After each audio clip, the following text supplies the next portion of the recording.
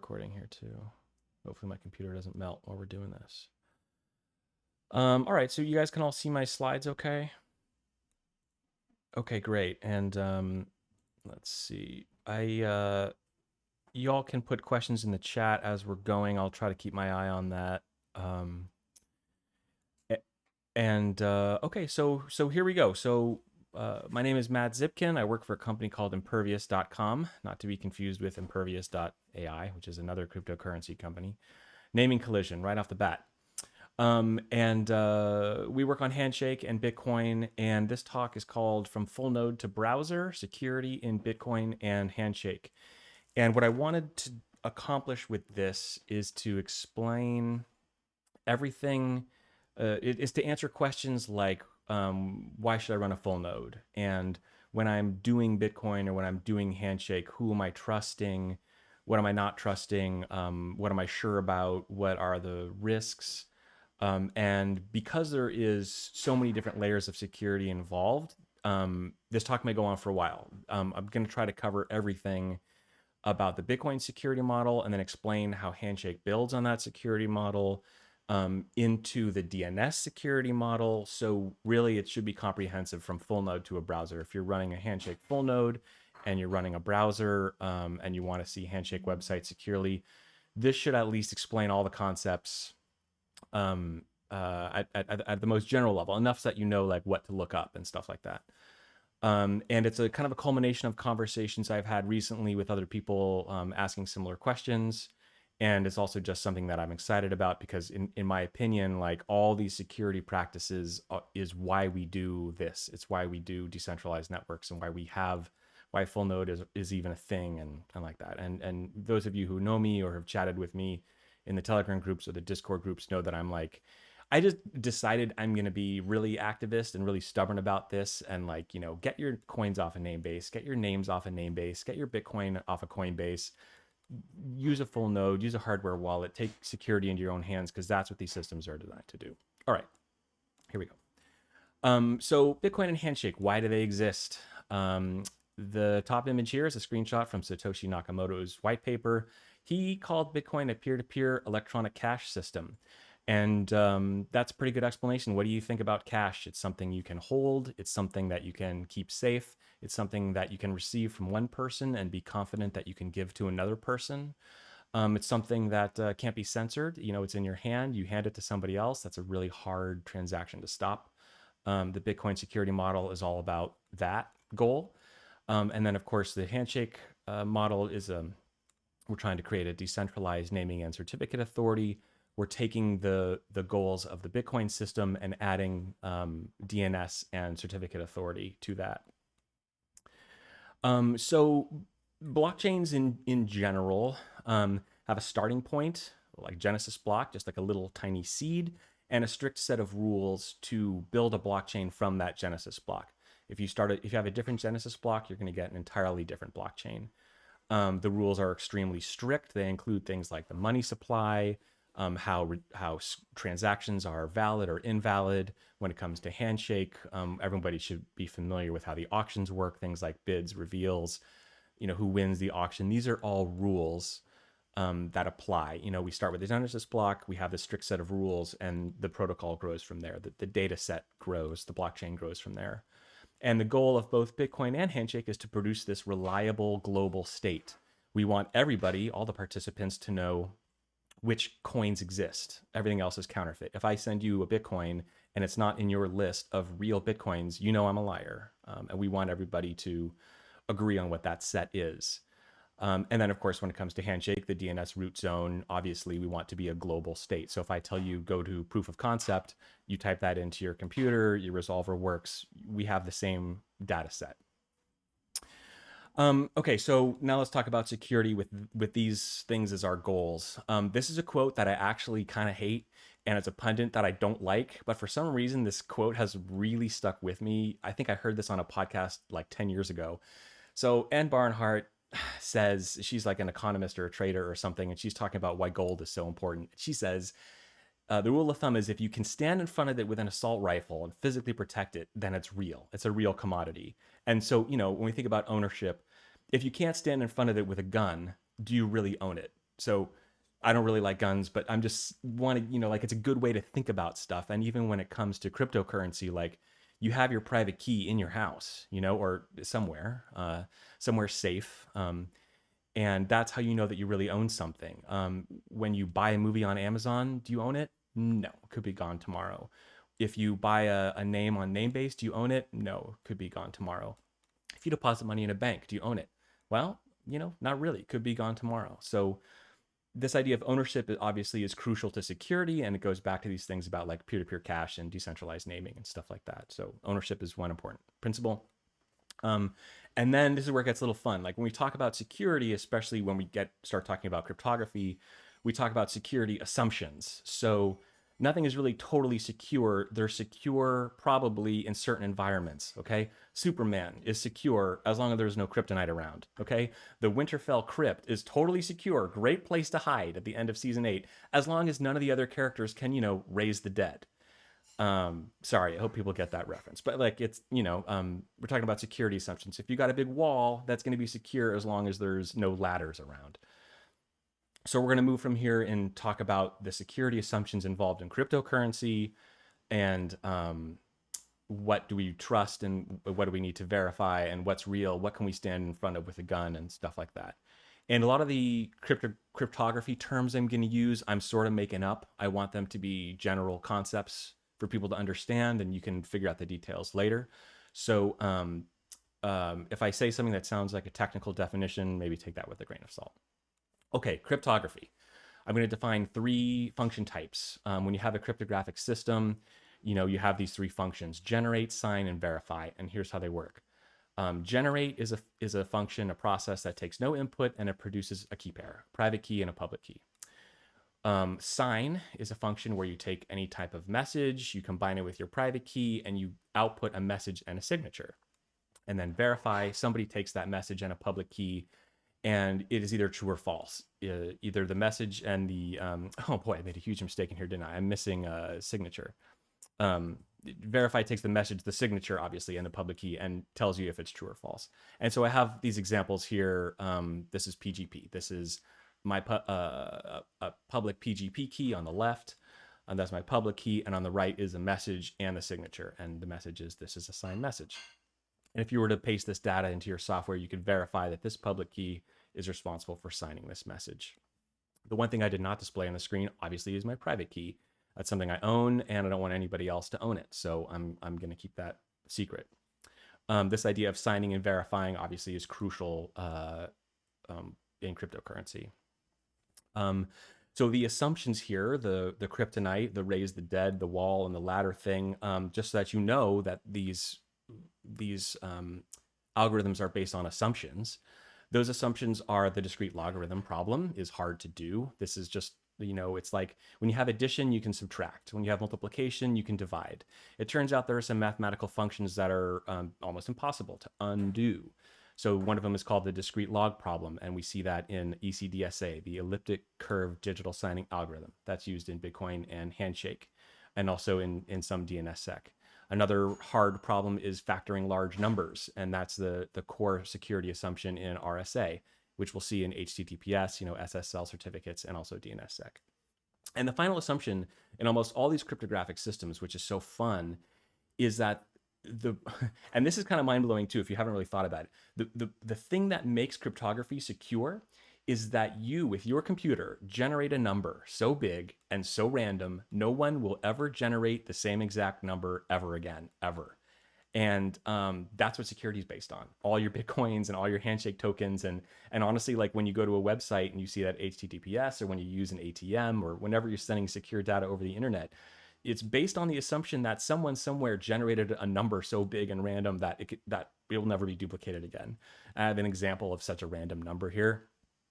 In the top, it's expressed in hexadecimal. That's why there's some letters mixed in with the numbers. And in the bottom, it's expressed in decimal. So, this is 1,000, million, billion, giga, tera, peta, whatever. Like, look at this insane number. That's how big and random these numbers are. They're too big and too random to ever produce the same number twice until the end of the universe. And that's what all of our cryptographic security is based on. So the last cryptographic principle I want to define is something called a hash function. A hash function takes any amount of data. It could be no data. It could be all the data in the universe. It could be the entire Wikipedia, and it compresses it into a fingerprint of a fixed length. In this example, I'm using SHA-256. In Handshake, Blake2B is used more frequently. Both of those functions produce 256-bit output. That's 32 bytes. Here's some examples. As you type the word Bitcoin into SHA-256, you get this series of outputs. And you can see they are all completely different from one another, even though the inputs are very similar. The outputs are all 32 bytes. They're all the same length. They're all random. They're all indistinguishable. And these are the important security assumptions about hash functions, that the output is indistinguishable from random. It just looks like noise. The output is unpredictable. The only way to know what the output of a hash function is to actually run it. It cannot be reversed. For example, if I gave you this first hash, DF7E70E50, blah, blah, blah, there's really no way for you to know that the input to that hash is capital B. Well, that one might be kind of easy for you to guess. You might just get lucky. But basically, they cannot be reversed. You can't take that hash function and figure out what the input was. And finally, the output is deterministic.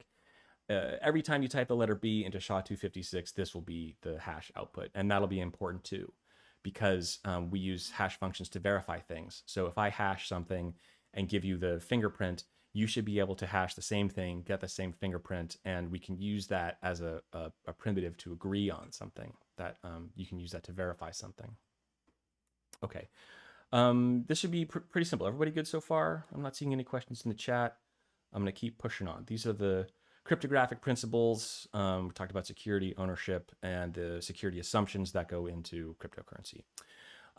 This is going to start to get a little bit more fun, I hope. This is a slide from another talk I give about how Bitcoin works, just kind of in general.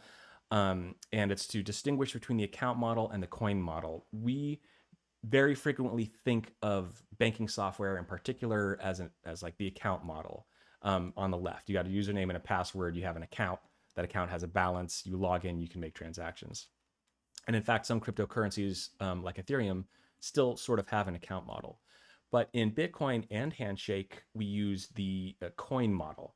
What we actually track is not individual users and their account balance. What we track are the individual bits of value, the individual coins, or in this graphic, I used bills.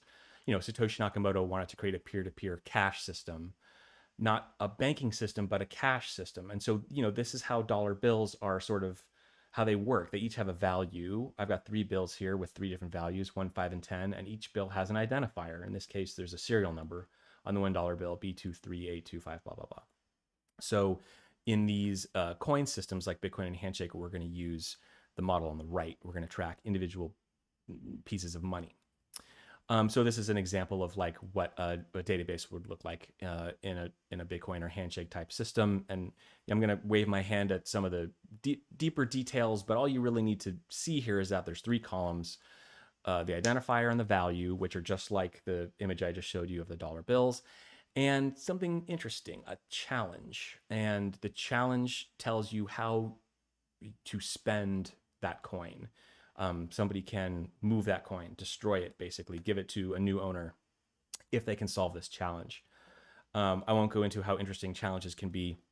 Right now in this example, all the challenges I've shown are sign this identifier with a public key.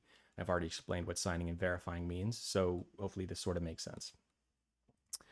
Okay, Bitcoin, ownership, coin model, private keys, challenges. It comes down to this: not your keys, not your coins. If you've been in the Bitcoin space more than a year, you've probably heard this or seen it on Twitter.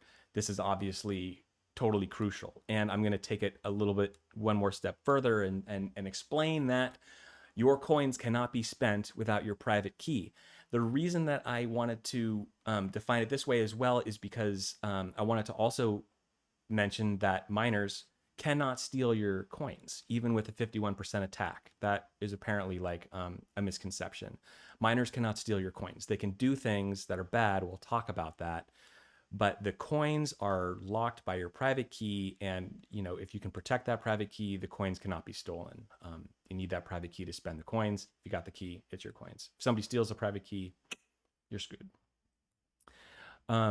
Okay, so now we're going to talk about transaction confirmation and move into proof of work. So the ownership thing about how you own a coin, I hope that that is a solid concept. You got your private key. There's some security assumptions about that. That's how you keep your coins safe. But there's other things we need to worry about in a blockchain system, or in a decentralized money system, or a ledger system, which are things like double spends. You know, I can sure, I can spend this coin. I have the private key for it. But what if I send it to two people at the same time? We need to know what's valid and which transaction came first.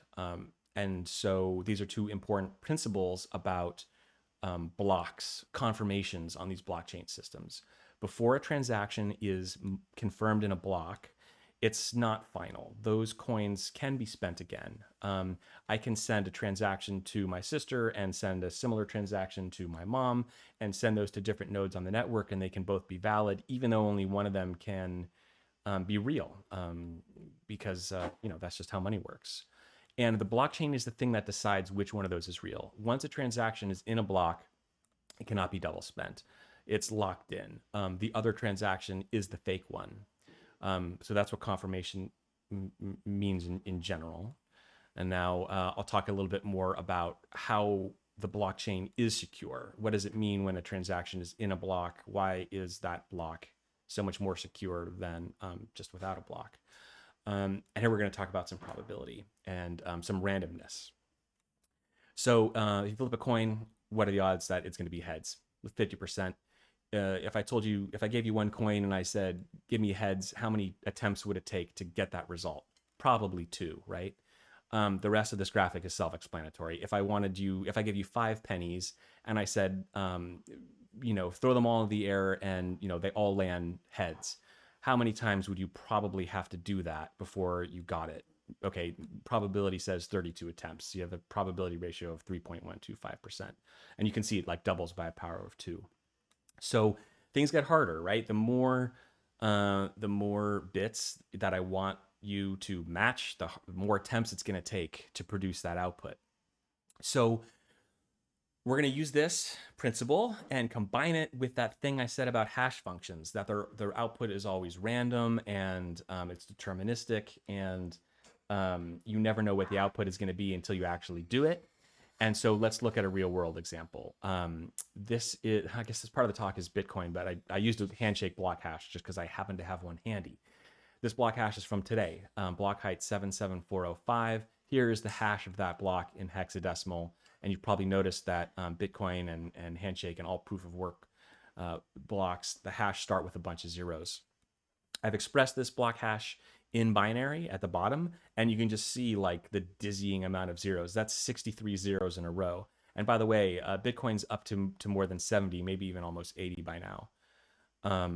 So that's a lot. How many attempts would you have to do? If I gave you 63 pennies and I told you throw them all into the air, and you know, when you win, if all 63 pennies land heads up, how many times would you have to attempt that to get it? And the answer is, like, if it was pennies, never. There's not enough time in the universe. But we have computers that work especially fast, and there are computers that are designed specifically to do this task as fast as possible, called ASICs. And so, the network hash rate of Handshake right now is this number at the bottom. It's 6 petahash, actually. 6 peta, 774 tera, 279,709,167,166 hashes per second, okay?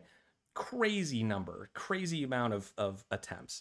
And even at that astronomical hash rate, it still takes the Handshake network 10 minutes to find a hash with this many zeros.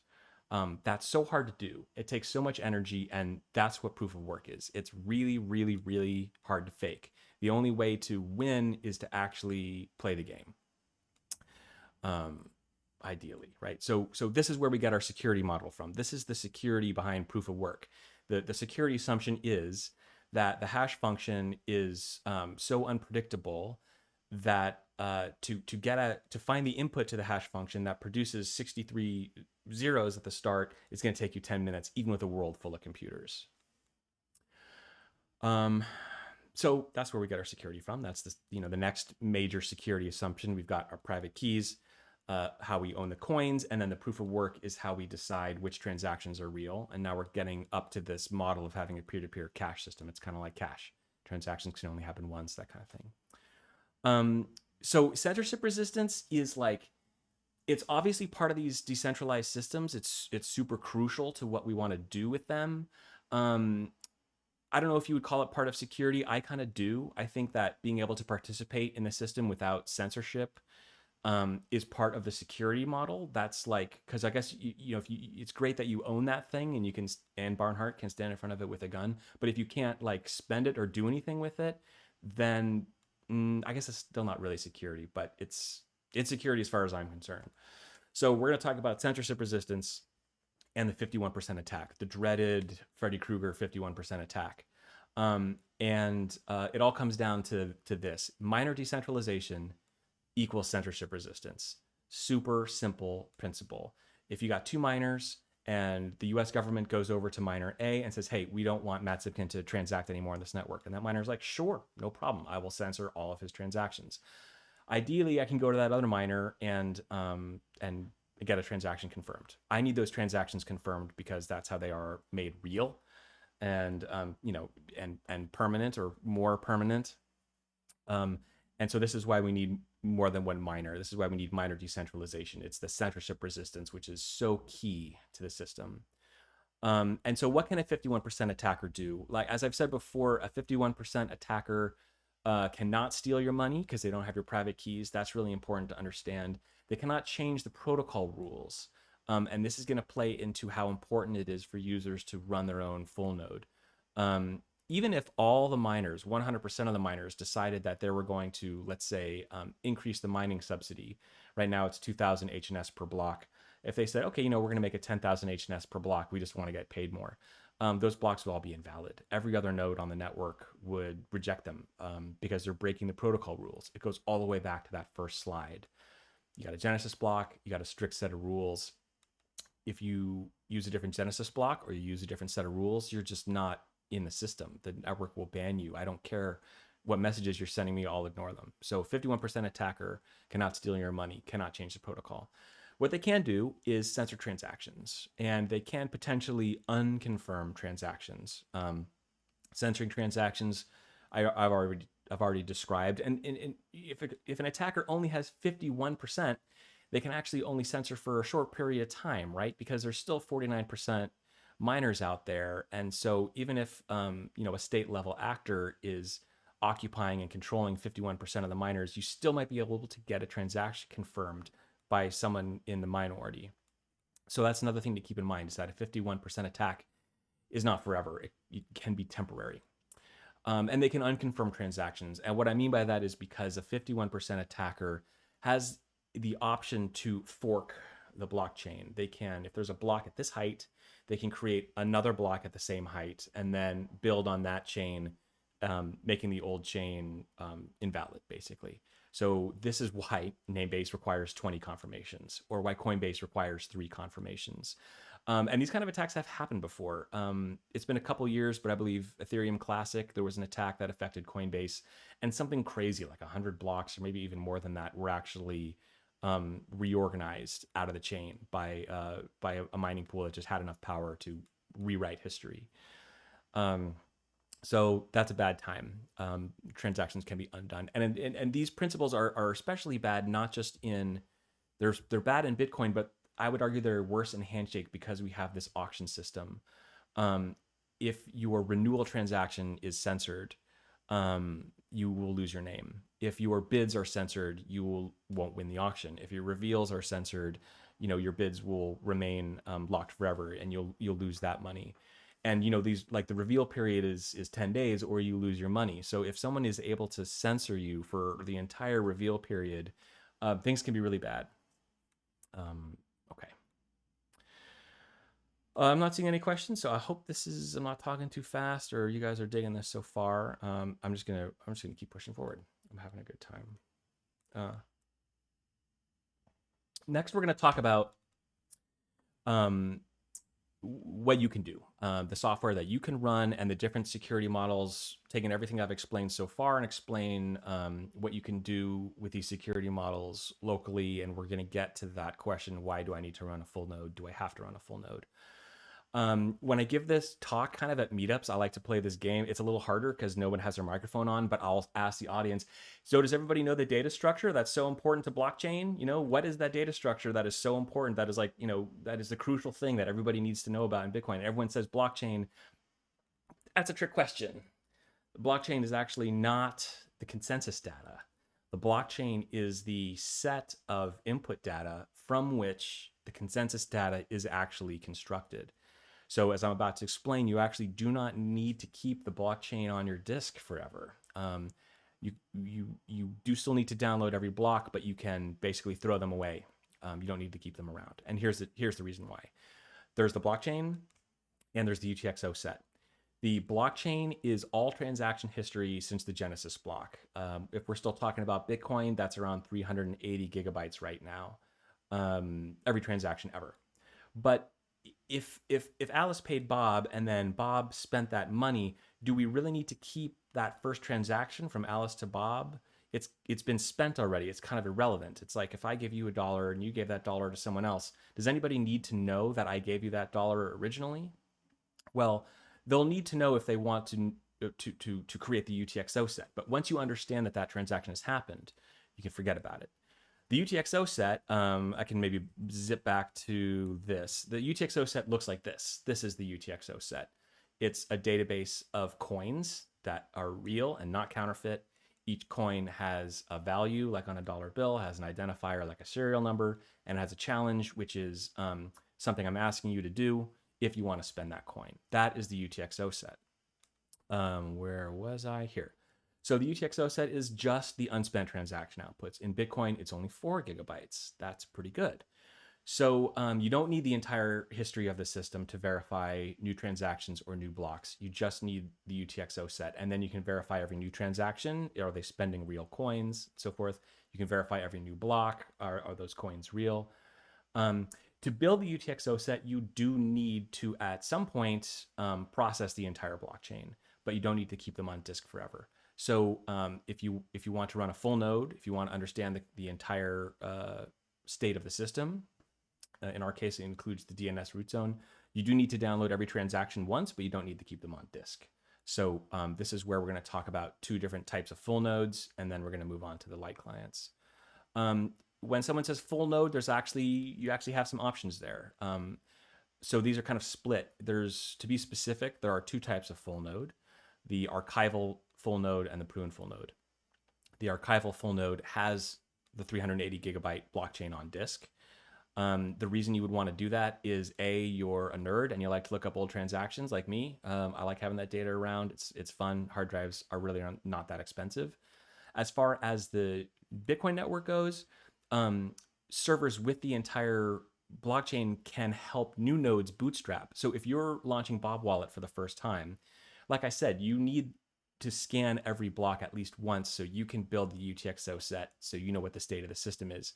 Me being an archival node, I'm happy to provide you with that data. I don't need it myself to verify new blocks or transactions, but it's good to have around because that helps the network. It helps new nodes bootstrap. And a prune node is, you probably guessed, it just throws away the blockchain. It downloads each block and it processes the UTXO set, and then it throws the blocks away. Waving my hand at the details, it's not super clean like that. But basically what I'm saying is, if you want to run a full node, you don't need 400 gigabytes of hard drive space. You need maybe 10, maybe less even. And then you still have a full node. You still get all the benefits of the full node, which we're getting to, but the privacy, the secrecy, the trustlessness, all the verification that you get out of a full node, you don't need 400 gigabytes of disk space. And the SPV node. SPV stands for simple payment verification. Yeah. And this is an acronym invented by Satoshi Nakamoto. It's in the white paper. I'll show you a screenshot in a second. SPV node does not download the entire blockchain. the SPV node does not maintain the entire UTXO set. It's therefore not a full node. It cannot trustlessly verify new blocks and new transactions. It has a bit of a security compromise because of that. What it does download and verify are the headers of the blocks. I'm about to explain what that is. But just for an example, an SPV node for Bitcoin, it probably only takes something like 180 megabytes. It needs to download headers from all 700,000 blocks. So it might take like an hour, but it's still only going to take up 180 megabytes on your disk. I use Bread Wallet on my iPhone. It's a really old Bitcoin app that still runs. It's an SPV node. It actually connects to the Bitcoin network. It connects directly to peers and uses the SPV protocol, which I'm about to explain. So it still doesn't go through a central server. I don't need Bread Wallet incorporated to run a server. It's not relying on an API. As long as there is one Bitcoin full node out there somewhere, the SPV node will find it and sync and do what it needs to do. What does it need to do? So these images are courtesy of Satoshi Nakamoto. One thing I like to point out, everybody loves to point out when they take screenshots of the white paper, is Satoshi made a mistake. The image on the right, he's got the arrows pointing from left to right. That's actually not how it works. Each block points to the previous block, not the next block. That would be impossible and doesn't make any sense. Haha, Satoshi, what a dork. All right, so SPV, Simplified Payment Verification. Here's how it works. This is the security assumptions and the trust model. If you're going to use an SPV client, what are the trade-offs? On the left, we have a block that has a block header at the top and the transactions on the bottom. Forget about the dotted line stuff for now. This is what's in a block. Every single transaction is there, uncompressed, unencrypted, just there in the block. And the block header has a pointer to the previous block. That's what makes it a chain. The nonce is how mining works. And it has a root hash. So the root hash is the root of something called a Merkle tree. And how we make a Merkle tree is where the dotted line boxes come in. So if you recall what I said about hash functions, that they create these unique fingerprints, and any amount of data that comes in, you're always going to get 32 bytes out. So here we have a block with 4 transactions, TX 0, 1, 2, and 3.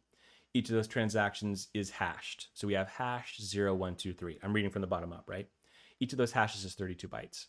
The next thing we do is we take hash 0 and hash 1, put them together, and take the hash of that. That's hash 0, 1. Now it's still just 32 bytes, but you can see how hash 0, 1 is sort of a combination of TX0 and TX1. It's both of those transactions now are smashed together. And similarly, hash 2, 3 is a combination of the hashes of transactions 2 and 3. Now we got these two hashes, we concatenate those together, take one more hash of that, and we get something called a root hash.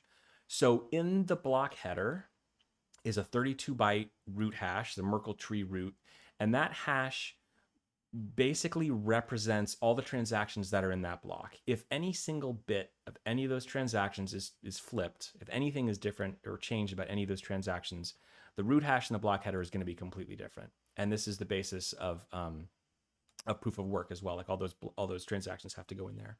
So SPV nodes download the block header. It's only 80 bytes in Bitcoin. In Handshake, I should probably know this off the top of my head. It's like 122 or 140. It's something a little bit weird. But in Bitcoin, it's very simple, 80 bytes. So that's why when you're running an SPV node, it only takes like 180 megabytes on disk. Even though there's something like 700,000 blocks in the Bitcoin chain, it's 11 years old. You only need 80 bytes from each of those. And each of those block headers has something called a root hash. All right, now we're going to move to the graphic on the right, the Merkle proof. So if I want to know if a transaction has been confirmed, which is, really important thing to know, I ask a full node to prove it to me. And here's what the full node has to provide for me. I already have the block header. I have the thing on top. What the full node needs to provide for me is hash 01 and hash 2, and that's it. And this is the reason why, because I have TX3. Let's say it's my transaction. I'm asking the full node to prove to me that my transaction is confirmed. So I already know transaction 3. I hash it once, I get hash 3. I don't know hash 2 until the full node gives it to me, but I use that to create hash 2, 3. I don't know hash 01 until a full node gives it to me. But once I have that, then I can hash that together with hash 23. And if it matches the Merkle root in the block header, I know my transaction is confirmed. It's been proven to me. So this is how SPV wallets work. There's some caveats to this. If you think about it for a while, you can see that, well, what if a full node doesn't want to give you that proof? They can do that. They can lie by omission. One thing that is important to note, so this is why people don't like SPV. In the Bitcoin developer community, we're actually moving away from SPV. There's different models that are a little bit more secure, a little more reliable, and more private. If you think about this somewhat, you'll see that you're leaking some information to the full node. But one thing that the Merkle proof cannot do in the Bitcoin construction, what it cannot do is prove that something doesn't exist. If I said, hey, was transaction 3 confirmed in that block? And the full node says, nope, it wasn't. It can't prove it to me. So I might be like, well, all right, I'm going to go ask someone else. But nobody can prove to me that it didn't happen. They can only prove to me that it did happen. And proof of non-existence is something that is extremely critical when it comes to DNS. And here's where we go. All right, I got one more slide. Put a pin in that. We're not quite there yet. Okay. We're going to talk about proof of non-existence in one more slide. I just want to get this in. Bitcoin, should I run a full node? This also applies to Handshake, obviously. Everything I've talked about up till now. You get the security. It verifies all protocol rules. Like I said, miners can't just change the subsidy all of a sudden. They can't decide to produce bigger blocks. People can't send transactions where the signature is invalid or spend coins they don't own. All these rules are incredibly important for your security, for the things that you own to protect them. And also, full node provides you with privacy because it connects directly to the peer-to-peer network. You can even run it over Tor. You're not sending your transactions to Namebase or to Google or to any other middleman or API. You're in there. You're in the network. You're participating. Common question: does running a full node help the network? I would say, like, the important thing about running a full node is on the top of this slide. It gives you, the user, the security and the privacy. That's why you should run a full node. That's what the full node does for you. Does it help the network? There's a yes and a maybe. Yes, it prevents central powers from cheating or breaking rules. If a miner decides that they want to cheat or break the rules, they can do that. You have a full node, so you will not be affected. The invalid blocks just won't even enter your computer. They'll just be ignored. You'll go along with your wallet, communicating with people who are still honest, who are still following the rules. If you don't run a full node, you do not know that this is happening. And even to some extent with the SPV node, a lot of cheating can still happen. You can be lied to. You won't know necessarily if miners are breaking some rules. So a full node helps the network in this social way where it disincentivizes people with power from cheating. And then the maybe is two things. If you're running, let's say, Bob Wallet at home or Bitcoin Core at home, you're not providing services to the network. In fact, you're kind of consuming them. And what I mean by that is when I talked about how a full archival node has the entire blockchain and it can help other nodes bootstrap. The node that I'm describing in that scenario is running on a server, even if it's on AWS or Google Cloud or something. This is a node that is always on and accepts inbound connections, which is something that Bob Wallet doesn't do. Even if you have your ports forwarded in your, that's the thing. You get your Wi-Fi router at home. It's got a firewall. You don't really want your Wi-Fi at home, your home internet, to accept inbound connections. It's not super healthy. If you're going to do that, you really need to know why you're doing that and set it up securely.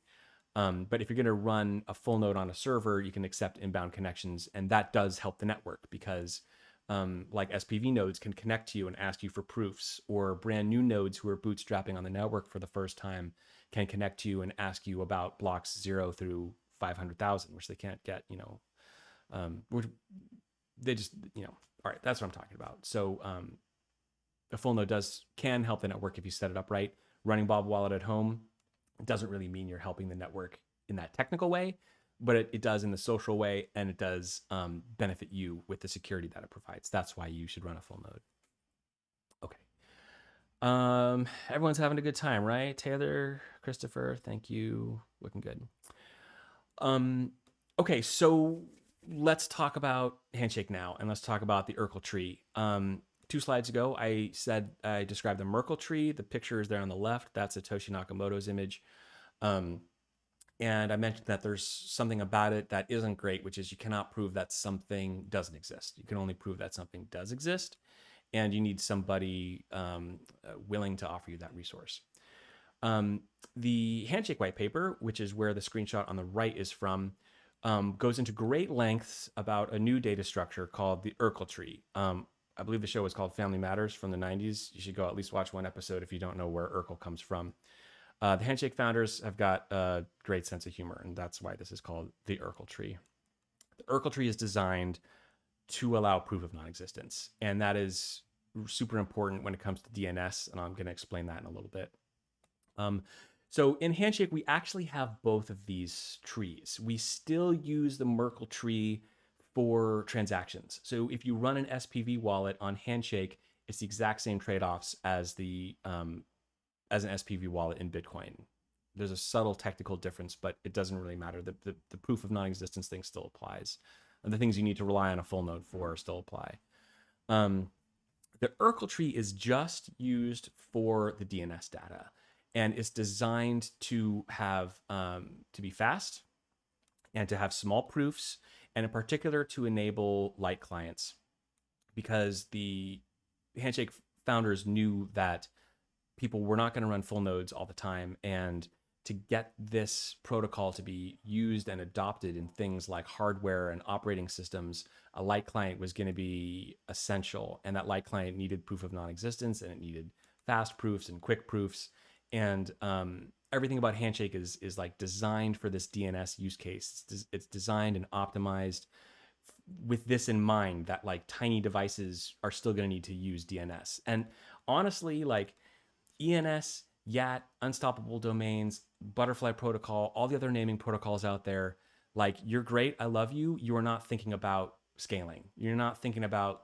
underpowered devices. This right here is a $10 Raspberry Pi, is a $10 computer with 500 megabytes of RAM, and I can verify the Urkel tree on this. I can use this tiny computer to resolve Handshake names. And you can't do this with ENS, Unstoppable Domains, and so forth. Not even with Namecoin, because they don't actually have this construction. Technical details are in the white paper about the Urkel tree. Go read it. It's awesome. I'm not going to really go into it here, but the proof of non-existence is key.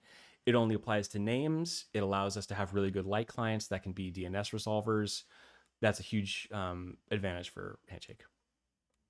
Why is non-existence so important? Censorship, obviously. If I say, hey, does proof of concept exist, and you say no, I'm like, well, okay, prove it. Like if you enter a TLD into a Handshake resolver, you want to know if it's really there or not, and the full node is going to have to prove it to you. And because you have the block headers, you'll know if they're lying or not. Downgrade attacks. This is a bit of a subtlety, but I decided to throw it in here. There's this thing in DNS called DNSSEC, DNS security, which we're about to get into, where basically the DNS domain names have public keys and signatures, and a lot of them don't. So if you ask your Handshake resolver, hey, I want to go to google.com, and will you verify those signatures for me? If the resolver's like, oh, google.com doesn't have public keys or signatures, I'd be like, okay, prove it. Because if you can't prove that the security doesn't exist, if you can prove to me that the security doesn't exist, then fine. I'll warn the user. I'll just use the insecure protocol anyway. I'm going to warn the user though. If you can't prove to me that the security doesn't exist, I'm just going to believe you. And that means that you can lie to me about whether or not the security exists and trick me into downgrading to an insecure protocol. That's the long story there. The light name resolver is called HNSD. It's written in C. That's what I'm running on my tiny computer here. That is the piece of software that is embedded in the indigenous router and potentially could be installed on some version of Linux in the future because it is so lightweight.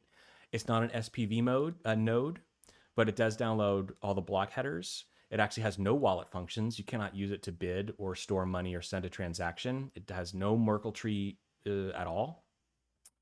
It still connects to full nodes on the network, but those nodes don't need to be configured to communicate with it. All HSD full nodes will provide Urkel tree proofs by default, and there's not even an option to turn that off. But there is an option to turn off SPV service. So Yeah, so anyway, HNSD is good in that regard. It's written in C, which means it's highly portable. You can compile it for anything, and it requires very minimal resources. At this time, HNSD uses 0 disk space. That's something we actually want to change because we can optimize certain things if we actually write something to disk, but we haven't. That pull request is in review right now. Go review it. That would be a big help. But basically, it doesn't require a lot of internet bandwidth or a lot of memory. And so that's why HNSD is the killer app. Handshake was born with the killer app already invented, ready to resolve handshake names without a lot of resources on small computers. Okay, so now we're going to talk about DNSSEC. That's covered Bitcoin, we covered Handshake. Now we're going to get into a bit of DNS, and I'm going to bring it all around, and hopefully we can finish in the next 10 minutes. That would be great.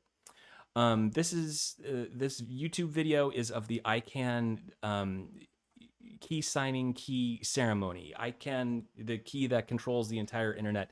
Here's a video. This is a 3-hour-long video of a bunch of nerds in a basement in LA, and they are generating a single private key. He dropped something. They have got this rigorous, highly well audited, extremely well rehearsed protocol involving safes and keys and security and hard drives and tape on tables and all this kind of stuff. And in the end, they generate a single private key, and they sign the ICANN DNS root zone, and they publish the public key so that everybody can resolve the DNSSEC. I just think that's kind of funny because this 3-hour-long ceremony is what we are replacing with the blockchain. That right there. So on the right, I have an illustration of DNSSEC. This is generated by a website. You can type in any URL, and it'll show you the chain of DNSSEC. In this case, we are looking at the DNSSEC for Bitcoin.com. Excuse me. Okay. Bitcoin.com is at the bottom, .com is in the middle, and the root zone is at the top. So the way it works is the key that these people are generating here in the YouTube video, that key is on the very top. It says ID 20326. And I think if you just Google that number, you'll probably find the ICANN key. That key is used to sign itself. It's also used to sign a zone signing key, which is used to sign a hash of a key, which is provided by COM. That key is in the COM zone. COM signs another key provided by Bitcoin.com. And this chain of keys signing other keys is how DNSSEC is done. It all comes back to the root key being generated in this basement in LA right here. So if you're looking, if you're trying to get DNS records for Bitcoin.com, they're down there at the bottom. There's an A record, and that record is signed by key 1330. That key is signed by 13096. The hash of that key goes up to .com. That hash, that's the DS record there, that is signed by the .com zone by key 39844. That key is signed by a key in the .com zone 30909, and so forth. So this chain of keys, that's how it works. We take a key, we take the hash, somebody signs the hash, the parent signs the hash. This is the DNSSEC chain. Oh, next slide. Certificate authority is a whole other thing. It's a completely whole other thing. When you go to Bitcoin.com and examine the certificate, you can see, this is a screenshot from Chrome I took today, that Bitcoin.com's SSL certificate is provided by Cloudflare. That certificate was signed by Cloudflare Incorporated, ECC CA3. That certificate was signed by something called Baltimore Cybertrust Root. And that is a certificate that my computer just trusts. Why? Because, I don't know, they just do. And on the right of the screen is a partial list, just A through C, of certificates that my computer trusts. These are just certificates that are installed by the operating system. You can add and remove them if you want, if you want to play dangerously. But there it is, Baltimore Cybertrust Root. I've never heard of this company before, Baltimore Cybertrust. But Apple OS, whatever version I'm running, trusts them, and that's why I get the lock in the browser when I go to Bitcoin.com. So now we're going to tie this all together. We're going to take the proof of work concepts from Bitcoin. We're going to take the DNSSEC concepts from DNS. We're going to take the certificate authority concept from SSL. We're going to try to bring this all around. This slide is for both. This basically is Dane. It's a DNSSEC chain where basically the certificate you get from the web server that's normally verified by the certificate authority process, instead of using the certificate authorities to verify the certificate you're getting from the website, we're going to use DNSSEC instead. And then finally, instead of using ICANN's key at the root of the DNSSEC chain, our blockchain is going to go there, proof of work. So you can read this slide on your own. It's messy, and I'm sorry, but the proof of work is what secures the DNS root zone, and from there we have a DNSSEC chain to the domain that you're looking up, and the domain that you're looking up in the DNS will have something called the TLSA record, and that record will have a hash of the SSL certificate you can expect from the web server. And this is how we get a decentralized certificate authority from proof of work. This is what Handshake is trying to do. I'm going to walk through the Dane process now so that you can play with it and see the kind of the commands that are used and how these records actually look. Because what I want you to do is to take your Handshake names that you no doubt own and go run a website that's secure. And later on, maybe in Telegram, I can post some guides on how to do that. There's a few. Okay, so on the left is code from HSD. This is the root zone key signing key and zone signing key. They are hard coded. It's a little silly, and I'll explain why later. But the private key, basically that key that the ICANN people were busy making so secure in that basement. In Handshake, it's public. It's just hard coded. Anybody can look at the repo and see what our root zone's private key is. And the reason that we can get away with that is because we're not using it to really secure anything. We're using proof of work. And I'll explain how we bridge that gap in a second. But so we do still need a key there because recursive resolvers and Dane verifying web browsers hopefully are going to need something. They need some root key, even if it's a key that we just give it and say like, hey, this is my root key now. Most recursive resolvers will allow you to provide an extra trust anchor and be like, well, normally I trust ICANN, but you want to give me this other private key? Sure, I don't care. Okay, let's step through the process really quick. The root zone DNS key. If you dig .dns key, this is what you get. And look, key ID 60944 is right there. That's the hard-coded zone signing key from Handshake. I'm going to move that to the left. And, now I'm going to look up Let's Dane. This is the Handshake name. I'm going to look up Let's Dane's DS record. This is a record that does not exist in the Let's Dane zone. It belongs to the root, and so root signs it. This is Let's Dane's DS record. It is signed by key 60944 in red. So that's the Handshake root zone key has signed this record. And the record says, hey, this is the hash for key 28057. The next step is to dig Let's Dane DNS key. Now I want to know the full public key. This is provided to me by Let's Dane, by their name server. And there it is on the right, key ID 28057. There's the public key right there. It's quite small because it's an ED key, which is pretty badass.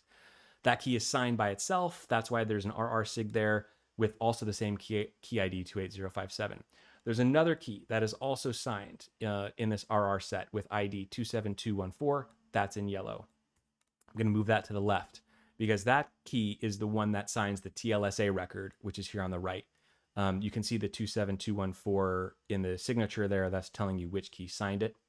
That's what a TLSA record looks like. Note that when you dig a TLSA record, you got to do this weird underscore thing, underscore 443, underscore TCP. That's the protocol and the port. Because when you go to Let's Dane, you're actually HTTPS Let's Dane, you're actually pinging it on port 443, not port 80. That's part of the Dane protocol. And there's the TLSA record right there, 311 and then 519.908, blah, blah, blah, a whole bunch of stuff. I'm going to take that slide and move it to the left. There's the TLSA record on the left. And on the right, I ran an OpenSSL command to download the certificate from that web server and tell me if it matches that TLSA record, which should be a hash of the certificate. And OpenSSL is telling me that the verification is okay. So that's Dane. It's a lot of stuff. This is the security model, though, because at the right here, I downloaded a certificate from a web server and then, goes all the way back up. It's signed by this thing, signed by this thing, signed by this thing, signed by this thing, and all the way up till we get to the root zone, which is secured by proof of work. And the records in the root zone are signed by the private key of whoever won the Let's Dane auction. And I'm okay with that because the protocol rules from the very first slide, the protocol rules that everybody agrees to say that if you have the highest bid, then you get to put DNS records for that name. That is the entire system, my friends. That's full node to browser. So the last thing, just to sort of clean up, there were some things that I waved my hand at. This is the DNSSEC chain from a few slides ago for Bitcoin.com. What I'm pointing to on the top is ICANN's root zone key. This is the key that that those people are generating in their basement very securely, that we're replacing with proof of work. Legacy DNS systems like the recursive resolver that verifies the DNSSEC still expect something to be there. But like I said, in HSD, we just put a key there that doesn't matter. It could even be a key of like all zeros. It doesn't matter. So in this sense, we have a DNSSEC chain, but the anchor is completely insecure, totally broken, really, really broken. It's not even a key. That whole thing I just illustrated over the last 6 slides comes all the way down to a key that everybody knows. So it's not safe. What we need, and we still need a key there because the legacy software expects it to be there, but we need something to bridge the chasm between the legacy system that expects a root zone key and proof of work, which is where we, the users, know that the security is really coming from. And this is hard, and I would say that I'm not totally sure that we have solved this yet. The founders have got a really good mechanism in place, but I know some DNS experts that think that we could do better. So I would call this an open question. HSD on the left, we got a blockchain there, we got an Urkel tree, and we got the root name server. The root name server gets its data from the Urkel tree, so it's all proof of work. HSD also runs a recursive resolver. The reason I put a dotted line there is because you don't need to use the recursive resolver in HSD. It's there for convenience. The thing you really get from HSD is the blockchain, Urkel tree, and the root zone. But there happens to be a recursive resolver there as well. And so everything on the left is like, we know it's secure from proof of work, right? Everything on the right, the browser, DNS requests, SSL, expects records to be expects the authority to come from that root zone key, which we know is fake.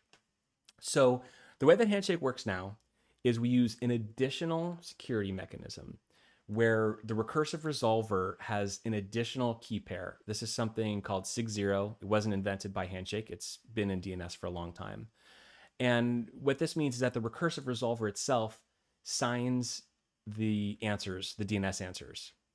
Just the same way that, a million slides ago, I showed a PGP message, a public key, and a signature. SIG0 is a way for the recursive resolver to say, hey, I did that DNS request you asked about. I even verified the DNSSEC. Here's the answer. And that answer is signed by the recursive resolver. And so there's, and that's how we know that the recursive resolver that we trust to verify proof of work is correct. And it's hard to swallow. I talked to some legacy DNS experts that look at this and they're like, this is just not how the security works. The security is broken because there is no proof of work in DNS. You can't send a DNS message with 80,000 block headers and expect the DNS resolver to verify all that stuff. Verifying block headers happens over the left in the full node. So you just need a way to prove to your client that you're talking to your full node, that you know that the DNS resolver, you need a way to know that the DNS answers that you're getting, most importantly, that TLSA record, the precious TLSA record, you need to know that that has been verified by a piece of software that is also verifying the Handshake blockchain. And this is how we do it. We give that resolver an identity, and we expect messages from that resolver to be signed. And this is why you might not be used to seeing it, but actually Handshake nodes have an identity that I've put an example here. This is a node that I run. It's on easyhandshake.com. It's got a massive public key followed by the @ and the IP address. So with the right software, you can plug in, and we do have a library that does this, you can plug in that entire string, the public key and the IP address, and make DNS requests to my Handshake resolver and trust the answers and know that the answers from that resolver are secure and verified by the Handshake blockchain. But the only reason that your client can trust it is because the only reason that my client can trust answers from the server is because I know this server is verifying the blockchain. The answers themselves do not contain that proof. So don't know how I feel about that. And so I've included this one sentence here, an alternative proposal is that instead of using sig0, if we go back to, this key that's just hard coded, what if the key wasn't hard coded? What if every time you booted up HSD, it generated a new key just for you? And then you would put that key into your client. And then you wouldn't have to worry about this sig0 stuff because the DNSSEC chain itself would be secure in a way that nobody could attack. So let's work on this, community. Let's figure this out. Last thing I want to talk about is the Let's Dane proxy. If you haven't heard of Let's Dane, you should go check it out. Your handshake resolver, you can go to https Let's Dane, and it'll take you there. Let's Dane was written by my coworker Hassan Adams, quite brilliant, and it's a proxy server that does the Dane verification. And Firefox has a few settings that allow us to trick Firefox into doing Dane. So I have Firefox set up with Let's Dane on my computer. This is how I can go to HTTPS secured websites with handshake names. In Firefox, the settings look like this. Firefox is very kind to offer a configure proxy access to the internet option in connection settings. I've set it to manual proxy configuration with localhost and port 58080, which is just something that I set up. I have Let's Dane proxy running on my computer at that port. When you first launch Let's Dane for the first time, it will generate a certificate authority certificate. And you can install that in Firefox basically in step 2. So this is a 2-step process I've highlighted here. And in the certificate manager in Firefox, the one that I've highlighted where it says DNSSEC, that's the certificate generated by my personal copy of Let's Dane. And I'm telling Firefox to trust that certificate as if it was Baltimore Cybertrust root. So anything that is signed by this proxy with this certificate is going to be trusted by Firefox. So that's the trick. And then the proxy does the actual Dane. So when you go to a website, a handshake website that is secured by Dane, like https://let's Dane, you get the green lock icon. Firefox trusts it because Firefox is really trusting this proxy server.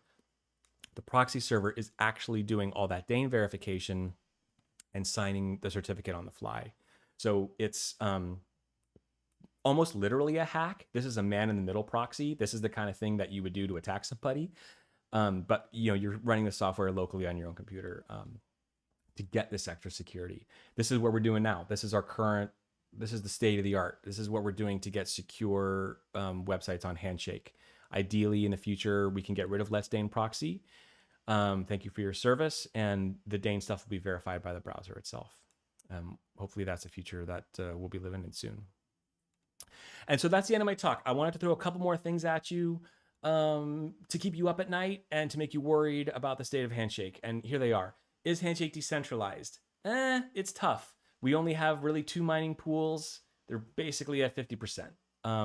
This is actually a relief to see F2 pool at 52%. This is from today.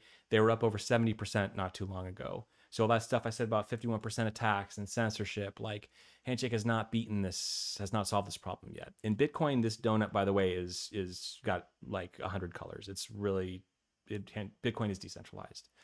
The other thing I want to point out is an event that happened last Saturday where the entire network hash rate dropped about 2 petahash. Almost a third of the network hash rate disappeared for a few hours. It took 2 hours to find a block.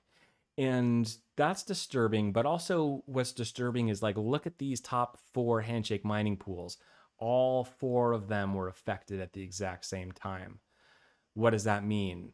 It doesn't look good. It means to me that all this hash rate is all in the same place, even though it might be pointing to different pools, which is cool because that is some decentralization. That still means that if F2 pool censors you, DX pool might not censor you. But still the hash rate is apparently co-located and somebody tripped over the plug or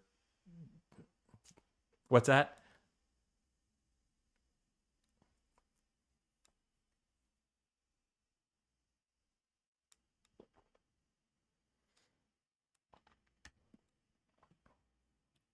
Right. Yeah, but luckily ours came back. So I am thinking that this event is not about politics or China authority and is hopefully a technical thing, honestly, like a circuit breaker, because we got the hash rate back. But is Handshakes decentralized? I don't know. I'm kind of worried.